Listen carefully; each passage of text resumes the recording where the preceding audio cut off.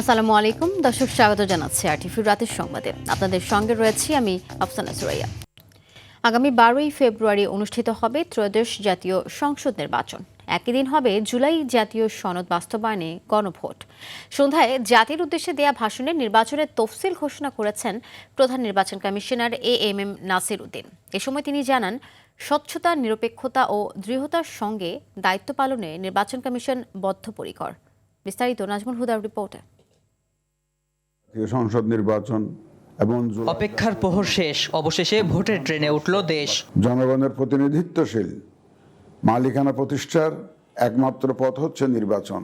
আগামী 12ই ফেব্রুয়ারিকে ভোটের দিন ঠিক করা হয়। একই দিনে হবে গণভোটও। জাতির উদ্দেশ্যে দেওয়া ভাষণে তফসিল ঘোষণা করেছেন প্রধান নির্বাচন কমিশনার। ভোট গ্রহণ হবে 2026 সালের ফেব্রুয়ারি মাসের 12 তারিখ, রোজ বৃহস্পতিবার। আমাদের অঙ্গীকার হচ্ছে একটি সুষ্ঠু ও সুন্দর নির্বাচন অনুষ্ঠান, যা জাতি হিসাবে আমাদের প্রত্যাশা পূরণ করবে এবং বিশ্ব দরবারে আমাদের ভাবমূর্তি উজ্জ্বল করবে। ঘোষিত তফসিল অনুযায়ী 29 ডিসেম্বর পর্যন্ত নির্বাচনের মনোনয়নপত্র জমা দেওয়া যাবে। বাছাই হবে 30 ডিসেম্বর হতে 4 জানুয়ারি পর্যন্ত। প্রার্থিতা প্রত্যাহার 20 জানুয়ারি এবং চূড়ান্ত প্রার্থীর তালিকা হবে 21 জানুয়ারি। নির্বাচনে প্রচারের জন্য সময় রাখা হয়েছে 22 জানুয়ারি থেকে 10 ফেব্রুয়ারি সকাল 7টা পর্যন্ত। মনোনয়নপত্র দাখিলের শেষ তারিখ আগামী 29 ডিসেম্বর 2025 রোজ সোমবার। মনোনয়নপত্র বাছাই হবে আগামী 30 ডিসেম্বর 2025 রোজ মঙ্গলবার হতে 4 জানুয়ারি 2026 রোজ রবিবার পর্যন্ত। প্রার্থিতা প্রত্যাহারের শেষ তারিখ 20 জানুয়ারি 2026 রোজ মঙ্গলবার। রিটার্নিং অফিসার কর্তৃক চূড়ান্ত প্রার্থী তালিকা প্রকাশ ও প্রতীক বরাদ্দ 21 জানুয়ারি 2026 তারিখ রোজ বুধবার। নির্বাচনী প্রচারণা চলবে 22 জানুয়ারি 2026 রোজ বৃহস্পতিবার হতে ভোট গ্রহণ শুরুর 48 ঘন্টা আগ পর্যন্ত। আগামী নির্বাচন জাতির ইতিহাসে অনন্য ও গুরুত্বপূর্ণ উল্লেখ করে সিএসি বলেন, এটি গণতান্ত্রিক ধারা পুনঃপ্রতিষ্ঠার পাশাপাশি কাঙ্ক্ষিত সংস্কার প্রশ্নে সিদ্ধান্তের নির্বাচন। এবার জাতীয় সংসদ নির্বাচন ও গণভোট একই দিনে অনুষ্ঠিত হবে, যা একটি নতুন অভিজ্ঞতা। দ্বিতীয়ত, সংশ্লিষ্ট সকল রাষ্ট্রীয় ও গণতান্ত্রিক প্রতিষ্ঠানের জন্য এই নির্বাচন হচ্ছে সক্ষমতা প্রমাণ করে ভাবমূর্তি পুনরুদ্ধারের অনন্য সুযোগ। নির্বাচনে ভোটারদের আন্তরিক অংশগ্রহণ ও সক্রিয় সহযোগিতা প্রত্যাশা করে প্রার্থী ও দলগুলোকে আচরণবিধি মেনে শান্তিপূর্ণ ও উৎসবমুখর করার আহ্বান জানান প্রধান নির্বাচন কমিশনার এএমএম নাসির উদ্দিন। সকলের প্রতি আমার আহ্বান, আসন্ন ত্রয়োদশ জাতীয় সংসদ নির্বাচন ও গণভোট সফল করে আমাদের গণতান্ত্রিক অগ্রযাত্রায় ঐতিহাসিক ভূমিকা রাখুন। নাজমুল হুদা, আরটিভি, ঢাকা। ত্রয়োদশ জাতীয় সংসদ নির্বাচন এবং গণভোটের তফসিল ঘোষণা করায় নির্বাচন কমিশনকে স্বাগত জানিয়েছে বিএনপি, জামায়াত, এনসিপি সহ বিভিন্ন রাজনৈতিক দল। তফসিলকে দেশের রাজনীতিতে নতুন অধ্যায় হিসেবে বর্ণনা করেছেন বিএনপি মহাসচিব মির্জা ফখরুল ইসলাম আলমগীর। তবে জামায়াত ইসলামী ও জাতীয় নাগরিক পার্টি নির্বাচনে নিরপেক্ষতা ও লেভেল প্লেয়িং ফিল্ড নিয়ে শঙ্কার কথা জানিয়েছেন। বিস্তারিত থাকছে মোহাম্মদ সাইমের রিপোর্টে। বহুল প্রত্যাশিত ত্রয়োদশ জাতীয় সংসদ নির্বাচন ও গণভোটের তফসিল ঘোষণার পর দেশের বিভিন্ন স্থানে আনন্দ মিছিল করেছে বিভিন্ন রাজনৈতিক দলের নেতাকর্মীরা। তফসিলকে স্বাগত জানিয়ে বিএনপি মহাসচিব বলেন, এর মধ্য দিয়ে দেশ একটি কাঙ্ক্ষিত গণতন্ত্রের পথে যাত্রা শুরু করেছে, যার জন্য দেড় যুগেরও বেশি সময় ধরে দেশের মানুষ দীর্ঘ লড়াই সংগ্রাম করেছে। আমি মনে করি যে বাংলাদেশের রাজনৈতিক ইতিহাসে নিঃসন্দেহে একটি অত্যন্ত বড় উল্লেখযোগ্য একটা ঘটনা। নির্বাচন নিরপেক্ষ ও গ্রহণযোগ্য হওয়ার পাশাপাশি শান্তিপূর্ণ পরিবেশে ভোট অনুষ্ঠিত হবে বলে আশা করেন তিনি। আমাদের প্রত্যাশা যে নির্বাচন কমিশন একেবারে নিরপেক্ষভাবে, সুষ্ঠুভাবে, অবাধ এবং একটা গ্রহণযোগ্য নির্বাচন অনুষ্ঠান করবে। তফসিলকে স্বাগত জানিয়ে দলটির মুখপাত্র বলেন, সব রাজনৈতিক দলের জন্য সমান সুযোগ নিশ্চিত করা এখন ইসির প্রধান দায়িত্ব। বিশেষ করে সবগুলো রাজনৈতিক দলের জন্য লেভেল প্লেইং ফিল্ডকে নিশ্চিত করা, অবৈধ অস্ত্র উদ্ধার করা এবং জাতীয় সংসদ নির্বাচনকে অর্থবহ করার জন্যে প্রশাসনিক এবং অন্যান্য যতগুলো দায়িত্ব আছে, এই সবগুলো দায়িত্ব পালনে তারা সর্বোচ্চ দায়িত্বশীলতার পরিচয় দিয়ে তারা দায়িত্ব পালন করবেন। তফসিলকে স্বাগত জানিয়ে এনসিপির মুখ্য সমন্বয়ক নিরপেক্ষ নির্বাচন নিয়ে সংশয় প্রকাশ করেন। আজকে সরকার এবং নির্বাচন কমিশনকে ধন্যবাদ এবং স্বাগত জানাচ্ছি, এবং নির্বাচন কমিশন দলীয় প্রভাবের বাহিরে গিয়ে কতটুকু নিরপেক্ষ হতে পারবে সেই বিষয়ে আমাদের সন্দেহের জায়গা রয়েছে। নির্বাচন কমিশনকে স্বাগত জানিয়েছেন গণ অধিকার পরিষদ, এবি পার্টি সহ অন্যান্য রাজনৈতিক দলও। একই দিনে জাতীয় সংসদ নির্বাচন এবং গণভোটের তফসিল ঘোষণায় নির্বাচন কমিশনকে আন্তরিক শুভেচ্ছা ও অভিনন্দন জানিয়েছেন প্রধান উপদেষ্টা প্রফেসর মোহাম্মদ ইউনূস। মোহাম্মদ সায়েম, আরটিভি, ঢাকা। আওয়ামী লীগ আর দেশের রাজনীতিতে ফিরতে পারবে না বলে মনে করে বিএনপি।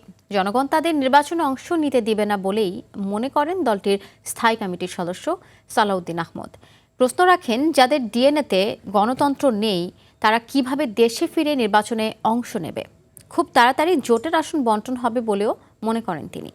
সালাউদ্দিন আহমদ বলেন, নির্বাচনের তফসিল ঘোষণায় জনগণের অধিকার আদায় হয়েছে, ভোটদানের মাধ্যমে এই অধিকার প্রয়োগ হবে। রাতে গুলশানে বিএনপির চেয়ারপারসনের রাজনৈতিক কার্যালয়ে এসব কথা বলেন সালাউদ্দিন। অধিকার আমরা ফিরে পেয়েছি, এখন প্রয়োগ করার পালা। এটা অবশ্যই গণতন্ত্রের বিজয় এবং গণঅভ্যুত্থানের অন্যতম প্রত্যাশার পূরণ। যেই দল গণহত্যার জন্য দায়ী, তথাকথিত সাবেক প্রধানমন্ত্রী শেখ হাসিনা সহ অন্যদের বিচার হচ্ছে, একটি মামলায় ইতিমধ্যে দোষী সাব্যস্ত হয়েছে। সেই দল বাংলাদেশে রাজনীতি করতে পারবে সেটা বাংলাদেশের জনগণ মনে করে না, আমরাও মনে করি না। বাংলাদেশে আওয়ামী লীগের রাজনীতি করার ভবিষ্যৎ আমরা দেখি না, এদেশের জনগণ দেখে না। সহসায় নির্বাচন দেবে না অন্তর্বর্তী সরকার। জাতীয় নির্বাচন ও গণভোটের তফসিল ঘোষণার মধ্য দিয়ে এমন ন্যারেটিভ ভেঙে দিয়েছে ডক্টর ইউনূস। এখন চ্যালেঞ্জ অবাধ, সুষ্ঠু ও সহিংসতামূলক ভোট গ্রহণ। তফসিল পরবর্তী প্রতিক্রিয়ায় এমনটাই বলেছেন রাজনীতি বিশ্লেষকরা। এজন্য সরকারকে শক্ত হাতে সবকিছু মোকাবেলার পরামর্শ দিয়েছেন তারা। খান আলমিনের রিপোর্টে বিস্তারিত থাকছে। নির্বাচনী ট্রেনের হুইসেল গত 6 মাস ধরেই বাজাচ্ছিলেন অন্তর্বর্তী সরকারের উপদেষ্টা পরিষদের সদস্য থেকে শুরু করে প্রধান উপদেষ্টা নিজেও। তারপরও এই সরকার নির্বাচন দেবে না এমন ন্যারেটিভ দাঁড় করিয়ে বিভিন্ন মহল সরকারের সমালোচনায় ছিল মত্ত। অবশেষে প্রতিশ্রুতি অনুযায়ী তফসিল ঘোষণার মাধ্যমে নির্বাচনী ট্রেন যাত্রা শুরু করলো। এই যে নির্বাচন নিয়ে নানামাত্রিক যে ধরনের শঙ্কা এবং ন্যারেটিভ, এগুলোর মানে কবর রচিত হলো আর কি। তফসিল ঘোষণা হয়ে গেল, এটির মধ্য দিয়ে এটি প্রমাণ হলো যে ইন্টারিম গভর্নমেন্ট যেটা প্রথম থেকেই বলছিলেন সেটি করছেন এখন। গণভোট ও জাতীয় নির্বাচন একই দিনে হওয়াকে চ্যালেঞ্জ হিসেবে দেখছেন বিশেষজ্ঞরা। তবে সেটি মোকাবেলায় সরকারকে দক্ষ হাতে সবকিছু পরিচালনা এবং নির্বাচন কমিশনের অবাধ ক্ষমতা দেওয়ার উপর গুরুত্ব আরোপ করেছেন তারা। দুটো ঘটনা ঘটবে এখানে গণভোট হবে, এখানে জাতীয় নির্বাচন হবে। তো এটি একটি বড় কর্মযজ্ঞ। এটিকে কেন্দ্র করে অনেকেরই হয়তো অনেক ধরনের ষড়যন্ত্র থাকতে পারে, মানে এই জায়গা থেকে আমরা চিন্তা করতে পারি এটা। আরেকটি হচ্ছে যে এটি সবসময়ই সংঘাতপূর্ণ হয়ে যেতে পারে। ফলে নির্বাচন কমিশন এবং স্বরাষ্ট্র মন্ত্রণালয়, সরকার, আইনশৃঙ্খলা বাহিনী, বাংলাদেশের আর্মি, সবাইকে এই জায়গাটিতে তৎপর থাকতে হবে। নির্বাচনটা হবে এটা বলতে পারছি, কিন্তু কিরকম নির্বাচন হবে সেটা বলতে পারছি না। সেটা নির্ভর করবে অনেকগুলো বিষয়ের উপরে। নির্বাচন কমিশনের ভূমিকা, সরকারের রাজনৈতিক সদিচ্ছা। দীর্ঘ 16 বছর ধরে ভোট দিতে না পারা নাগরিকরা এবার সহিংসতা মুক্ত পরিবেশ পেলে ভোট উৎসবে মেতে উঠবে বলে বিশ্বাস বিশ্লেষকদের। মানে সহিংসতা মুক্ত রাখতে পারেন তাহলে ভোটাররা এবার অনেক বেশি সংখ্যায় মানুষ স্বতঃস্ফূর্তভাবে ভোট দিতে আসবে। আর যদি সহিংসতার আশঙ্কা দেখা দেয় বা সহিংসতা হয়, তাহলে এটা ভোটের উপরে একটা প্রভাব পড়বে। এই নির্বাচনে জনগণ ভোটকে একটা ফেস্টিভ্যালের জায়গা থেকে দেখবে এবং প্রচুর মানুষজন ভোট দিতে আসবে। কারণ রাজনৈতিক যে চর্চা, এটির একটি বড় মাধ্যম হচ্ছে ভোটে অংশগ্রহণ। তো এইবারে নির্বাচনের মধ্য দিয়ে মানুষ সেই চর্চাটি করবেন। পতিত স্বৈরাচার ভোটের পরিবেশ বিঘ্ন ঘটাতে তৎপর থাকবে মন্তব্য করে সরকারকে সজাগ থাকার আহ্বান জানিয়েছেন রাজনীতি বিশ্লেষকরা। খান আলামিন, আরটিভি, ঢাকা। নির্বাচনের সীমানা পুনর্নির্ধারণ নিয়ে আদালতের রায় বিষয়ে মন্তব্য করার সুযোগ নেই। এসব রায়ে ইসির ক্ষমতা প্রশ্নবিদ্ধ হচ্ছে বলে মন্তব্য করেছেন নির্বাচন কমিশনের সিনিয়র সচিব আখতার আহমেদ। বিকালে আগারগাঁও নির্বাচন ভবনে এই মন্তব্য করেন তিনি। ইসি সচিব বলেন, নির্বাচনের লেভেল প্লেয়িং ফিল্ডের জন্য যা প্রয়োজন তাই করবে কমিশন। এ সময় আগামী 21 থেকে 25 ডিসেম্বর পর্যন্ত আইনি হেফাজতে থাকা ব্যক্তিরা ভোটের জন্য নিবন্ধন করতে পারবেন বলেও জানান তিনি। আমাদের তফসিল ঘোষণার সাথে সাথে কতগুলো পরিপত্র দেওয়া হয় এবং সেই পরিপত্রগুলো রেডি করা আছে, আমরা করব। এবং লেভেল প্লেয়িং ফিল্ডের ক্ষেত্রে যে বিষয়গুলো প্রাসঙ্গিক হবে আমরা সবটুকুই নিশ্চয়ই নিশ্চিত করব, যাতে কেউ অন্ততপক্ষে কোনো অভিযোগ না করতে পারে।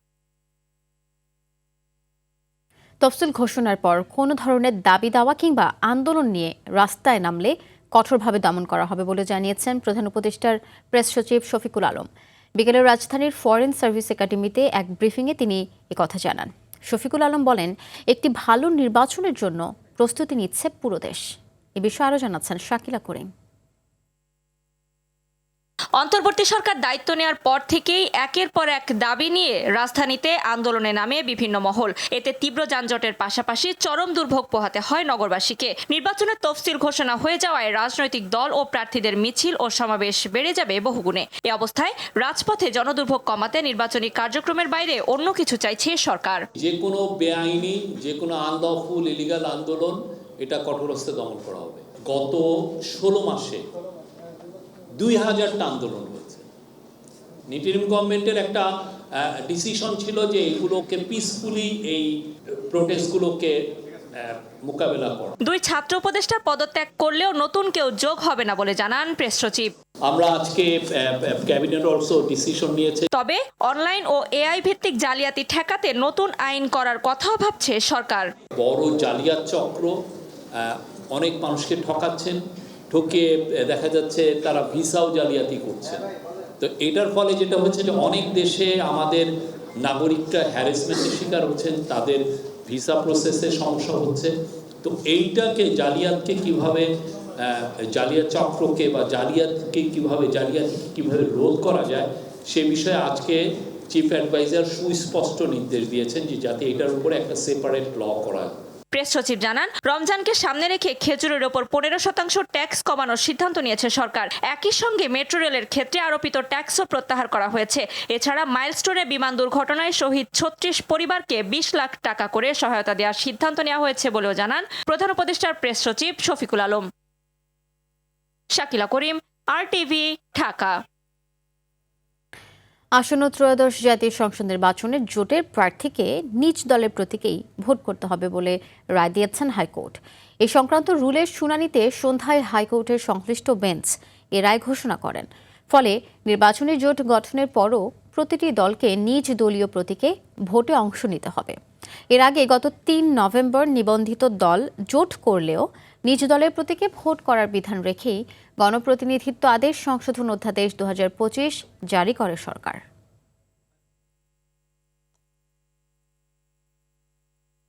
দুই ছাত্র উপদেষ্টা আসিফ মাহমুদ সজীব ভুঁইয়া ও মাহফুজ আলমের পদত্যাগের পর উপদেষ্টাদের দায়িত্ব পুনর্বণ্টন করা হয়েছে। সন্ধ্যায় মন্ত্রিপরিষদ বিভাগ থেকে জারি করা প্রজ্ঞাপনে জানানো হয়, উপদেষ্টা আদিলুর রহমানকে স্থানীয় সরকার, পল্লী উন্নয়ন ও সমবায় মন্ত্রণালয়, ডক্টর আসিফ নজরুলকে যুব ও ক্রীড়া মন্ত্রণালয় এবং রিজওয়ানা হাসানকে তথ্য ও সম্প্রচার মন্ত্রণালয়ের দায়িত্ব দেওয়া হয়েছে। গতকাল উপদেষ্টার পদ থেকে পদত্যাগ করেন আসিফ মাহমুদ সজীব ভুঁইয়া ও মাহফুজ আলম।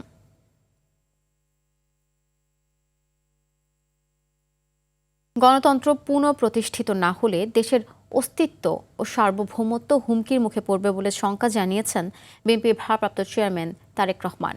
রাজধানীর কেআইবি মিলনায়তনে দেশ গড়ার পরিকল্পনার শীর্ষক কর্মসূচিতে তিনি এই শঙ্কার কথা জানান।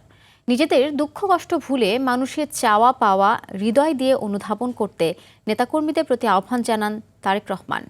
রুদুর রফিকের রিপোর্ট। আমাদের সাথে ভার্চুয়ালি সংযুক্ত হয়েছেন জননেতা জনাব তারেক রহমান। রাষ্ট্র বিনির্মাণে দলের পরিকল্পনা নেতাকর্মীদের মাঝে তুলে ধরতে দেশ গড়ার পরিকল্পনার শীর্ষক এই কর্মসূচিতে ভার্চুয়ালি যুক্ত হয়ে বক্তব্য দেন বিএনপির ভারপ্রাপ্ত চেয়ারম্যান তারেক রহমান। আমাদের কাজের পরিধি হচ্ছে দেশের 20 কোটি মানুষ। এ সময় নেতাকর্মীদের উদ্দেশ্যে তিনি বলেন, নিজেদের সমস্যার কথা না ভেবে জনগণের কথা ভাবতে হবে। আমি কিন্তু আপনাদের সামনে আজকে বলতে পারতাম যে আমার মা আমাদের সকলের নেত্রী দেশনেত্রী খালেদা জিয়ার শারীরিক কি অবস্থা, বা এটা বলে আমি আমার নিজের কষ্টের কথাই বলতে পারতাম আপনাদের কাছে, আমি কিন্তু সেটা আপনাদের সামনে তুলে ধরছি না। আমরা যদি সারাক্ষণ আমাদের নিজের কষ্টের কথা বলতে পারি, তো জনগণ কার কাছে যাবে? জনগণ কার কাছে গিয়ে তার কষ্টের কথা বলবে?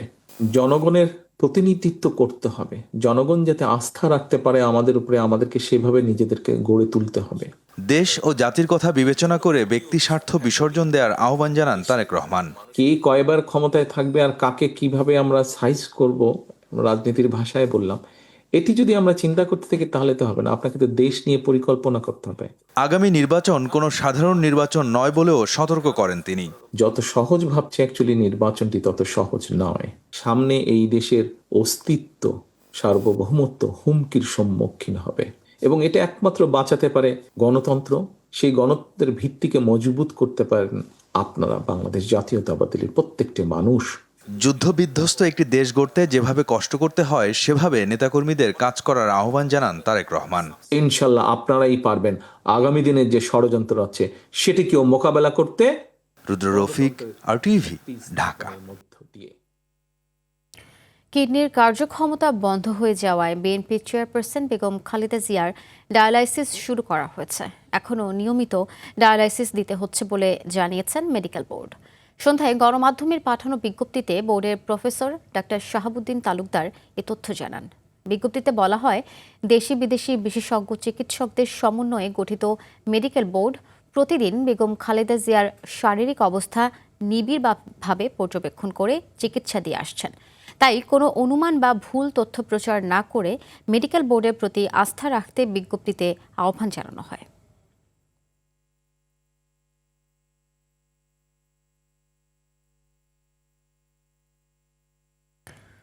বত্রিশ ঘণ্টা উদ্ধার অভিযানের পর মৃত উদ্ধার করা হয়েছে রাজশাহীর তানোরে গভীর গর্তে পড়ে যাওয়া 2 বছরের শিশু সাজিদকে। রাত 9টার দিকে তাকে উদ্ধারের পর নেওয়া হয় তানোর স্বাস্থ্য কমপ্লেক্সে। এর আগে সাজিদকে উদ্ধার করতে 50 ফুটেরও বেশি গর্ত করে ফায়ার সার্ভিস। পাশে পুকুর থাকায় সাবধানতা মেনে চলে উদ্ধার অভিযান। রাজশাহী থেকে মুস্তাফিজ রকি ও আমির ফয়সালের পাঠানো তথ্যচিত্রে এ বিষয়ে আরও জানাচ্ছেন আব্দুল হামিদ। শেষ হলো শিশু সাজিদকে উদ্ধারের 32 ঘন্টার রুদ্ধশ্বাস অভিযান। রাত 9টার দিকে তাকে উদ্ধার করে তানোর স্বাস্থ্য কমপ্লেক্সে নিয়ে গেলে মৃত ঘোষণা করেন চিকিৎসক। এর আগে বুধবার দুপুর 1টার দিকে রাজশাহীর তানোর উপজেলার কোয়েলহাট পুরোপাড়া গ্রামে নলকূপের জন্য খনন করা একটি গর্তে পড়ে যায় 2 বছর বয়সী শিশু সাজিদ। তাকে উদ্ধার করতে যোগ দেয় ফায়ার সার্ভিসের 8টি ইউনিট। পাশে পুকুর ও গর্তটি 150 থেকে 200 ফুট গভীর হওয়ায় উদ্ধারে বেগ পেতে হয় তাদের। শিশুটির মা রুমা খাতুন জানান, 2 ছেলেকে কোলে নিয়ে সেখান দিয়ে যাচ্ছিলেন তিনি। সাজিদকে মাটিতে নামালে তার চোখ ফাঁকি দিয়ে গর্তে পড়ে যায় সে। বাচ্চা আমার কোলে থেকে নেমে গেছে, আমি আগে আগে হেঁটে যাচ্ছি, পিছন পিছন আমার বাচ্চা হেঁটে যাচ্ছে। আমিও গর্ত খেয়াল করি না, আমি গর্ত পার হয়ে চলে গেছি। আমার বাচ্চা গর্তের ভিতর লড়াইয়া করা আছে, খেয়াল করেনি, পাও দিছে আর নেমে গেছে। পরে আম্মু আম্মু করে ডাকিচ্ছে, আমি পিছন ঘুরে দেখিচ্ছি আমার আম্মু আম্মু ডাকা শুনতে পাচ্ছি, কিন্তু ছাওয়াল দেখতে পাচ্ছি না। যাদের অসাবধানতায় এই ঘটনা ঘটেছে তাদেরকে আইনের আওতায় আনা হবে বলে জানিয়েছে প্রশাসন। আব্দুল হামিদ, RTV। তেজগাঁও কলেজ শিক্ষার্থী সাকিবুল হাসান রানার মৃত্যুর ঘটনায় বিচারের দাবিতে ফার্মগেট মোড় অবরোধ করে বিক্ষোভ করেছে তার সহপাঠীরা।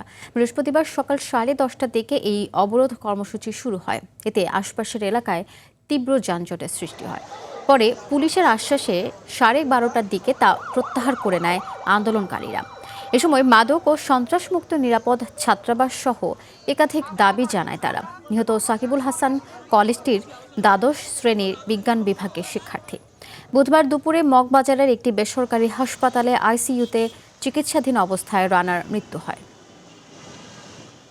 হলে একজন মাদক সেবন করতেছিল, তখন সাকিব এটা নিয়ে প্রতিবাদ করায় আমাদের তেজগাঁও কলেজের প্রেসিডেন্ট তরুণ সিলিম তার দলবল নিয়ে সাকিব প্রতিবাদ করায় সাকিবকে হত্যা করে। আমরা ছাত্রদলের সভাপতি সেক্রেটারি বিচার চাই, তাদের ফাঁসি চাই। সন্ত্রাসী ও চাঁদাবাজদের বিরুদ্ধে কঠোর ব্যবস্থা নিতে আইন শৃঙ্খলা বাহিনীর প্রতি আহ্বান জানিয়েছেন বিএনপি কেন্দ্রীয় নির্বাহী কমিটির স্বেচ্ছাসেবক বিষয়ক সম্পাদক মীর শরফত সপু। বলেন, যারা সন্ত্রাসী ও তাদের প্রশ্রয়দাতাদের বিরুদ্ধে সবাইকে একযোগে প্রতিরোধ গড়ে তুলতে হবে।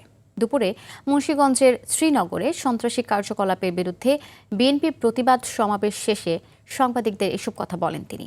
এ সময় শ্রীনগরে মসজিদে হামলার ঘটনায় জড়িতদের দ্রুত আইনের আওতার দাবি জানান তিনি। আমরা তাদেরকে নিস্তার দিব না। আমরা ওয়াদা করছি শ্রীনগর সিরাজদিঘানিবাসীর কাছে, আমরা এখানে সন্ত্রাস ও চাঁদাবাদ মুক্ত করব। যেদিন মুক্ত হব সেদিনই আমরা স্বাধীনভাবে সবাই ঘুরব। আর আজকে সন্ত্রাসকে যারা লালন পালন করে এক ব্যক্তি, যে ব্যক্তির নাম আপনারা সবাই জানেন, তার ছবি আজকে আপনারা দেখেছেন কিভাবে সে সন্ত্রাস করেছে। সে একজন আওয়ামী লীগের দোসরের ভাই। দুর্নীতি বিরোধী ব্যাপক বিক্ষোভের মুখে অবশেষে পদত্যাগের ঘোষণা দিয়েছে বুলগেরিয়ার সরকার। হাজার হাজার মানুষের কয়েকদিনের টানা বিক্ষোভের পর বৃহস্পতিবার দেশটির প্রধানমন্ত্রী রোসেন জেলিয়াজকভ পদত্যাগের এ ঘোষণা দেন। তথ্যটি নিশ্চিত করেছে বার্তা সংস্থা এএফপি। এর আগে গত সপ্তাহে দেশটির সরকার 2026 সালের বাজেট পরিকল্পনা প্রকাশ করে। বাজেট পরিকল্পনা প্রকাশের পর দেশজুড়ে ব্যাপক বিক্ষোভের মুখে শেষ পর্যন্ত তা প্রত্যাহার করে নেয় সরকার। দেশটির বিরোধী দল ও বিভিন্ন সংগঠন বলেছে, সামাজিক সুরক্ষা খাতের অবদান এবং লভ্যাংশের উপর কর বাড়িয়ে ব্যয় মেটানোর পরিকল্পনার বিরোধিতা করতেই লোকজন রাস্তায় নেমেছে। ইউরোপের সবচেয়ে দরিদ্র দেশটিতে গত 4 বছরে 7টি জাতীয় নির্বাচন অনুষ্ঠিত হয়েছে। আসন্ন বিপিএলে খেলা চলাকালীন খেলোয়াড় ও অফিসিয়ালরা মুঠোফোন সহ কোনো ধরনের ইলেকট্রনিক ডিভাইস বহন করতে পারবে না। বৃহস্পতিবার বিসিবির গুলশান কার্যালয়ে সংবাদ সম্মেলনে এই তথ্য জানান বিসিবির ইন্টিগ্রিটি ইউনিটের চেয়ারম্যান অ্যালেক্স মার্শাল। বিপিএলে ফিক্সিং রুখতেই এই নিয়ম করা হয়েছে বলে জানান তিনি। খেলোয়াড়, ম্যাচ অফিসিয়াল ও কোচ কেউই খেলা চলাকালীন ফোন, স্মার্ট ওয়াচ কিছুই ব্যবহার করতে পারবেন না। শুধুমাত্র মিডিয়া ম্যানেজার ও টিম ম্যানেজার জরুরি প্রয়োজনে ফোন ব্যবহার করতে পারবে। খেলোয়াড়, ম্যাচ অফিসিয়াল ও কোচ কেউই খেলা চলাকালীন ফোন, স্মার্ট ওয়াচ কিছুই ব্যবহার করতে পারবেন না। খেলা চলাকালে মুঠোফোন ব্যবহারের কোনো নিয়ম নেই। কিছু ক্ষেত্রে ব্যতিক্রম, যেমন ডাক্তারের মেডিকেল ইমার্জেন্সির জন্য লাগবে, মিডিয়া ম্যানেজারের লাগবে, টিম ম্যানেজারের লাগতে পারে, তবে সেসব সামাজিক যোগাযোগের জন্য নয়। কিন্তু আমরা দেখেছি অতীতে এসব নিয়ম লঙ্ঘন হয়েছে। ভেতরে বাইরে যোগাযোগ হতো, এতে অবৈধ কাজে ভেতরের তথ্যাদি ব্যবহার হতে পারে। দর্শক, রাতের সংবাদ এ পর্যন্তই। মধ্যরাতের সংবাদ 1টায় দেখার আমন্ত্রণ রইল। ধন্যবাদ সবাইকে।